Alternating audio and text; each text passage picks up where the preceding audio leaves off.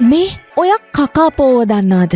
කකාපෝ ආර කකයින පුද්ගලයනි. නෑනේ මෙයා ගිරවෙක්. මේගොල්ලෝ ඉන්නේ ලෝකෙටම 124 දෙනයි. එකෙක් අපේ රට අරමැකෝ ඉන්නේ. පිස්සුදානේ නෑ මෙයා කකාපෝ. මෙයාගේ නමේ තේරුම රෑගිරව කියන එක.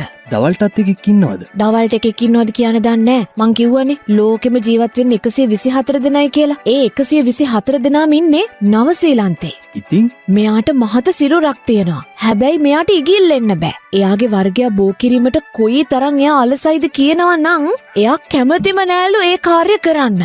මෙයා කොළ පාටයි. මෙයා පරිසරයේ එක්ක මුසු වෙලා සැඟවිලා ඉන්න කැමති නිසා තමයිලු ගැහැණු සත්තු එහෙම ලිංගික උදාසීනකමට ගොදුරු වෙලා තියෙන්නේ.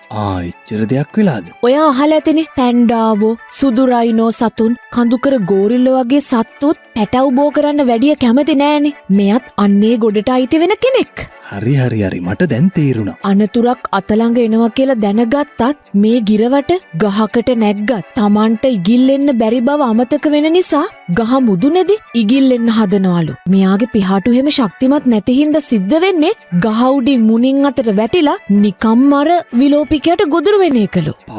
පවුනේ නම් ඔයාට කියන්න කලින් නම් මේ කකාපෝට විලෝපිකයෝ ඉඳලා නැහැ. ඒත් දැන් මෙයාව කන්නත් විලෝපිකයෝ ඉන්නවා කියලා තමයි විශේෂඥයෝ හොයාගෙන තියෙන්නේ. ඒ නිසාම ඉතින් මේගොල්ලෝ ලොකු අනතුරකට මුහුණ දෙනවා කියලා තමයි ඒගොල්ලෝ කියන්නේ. මේගොල්ලන්ට අවුරුදු 90ක් විතර ජීවත් වෙන්න පුළුවන්ලු. විලෝපිකේ කෑවේ නැත්තම්. ලෝකේ වැඩිම කාලයක් ආයු වළඳන කුරුල්ලා තමයි කකාපෝ කියලා කියන්නේ. එතකොට ලෝකේ බරින් වැඩිම ගිරවත් මේ කකාපෝම තමයි. අපිලාගේ මෝනිං ෂෝ එක සතිය දවස්වල උදේම අහන්න.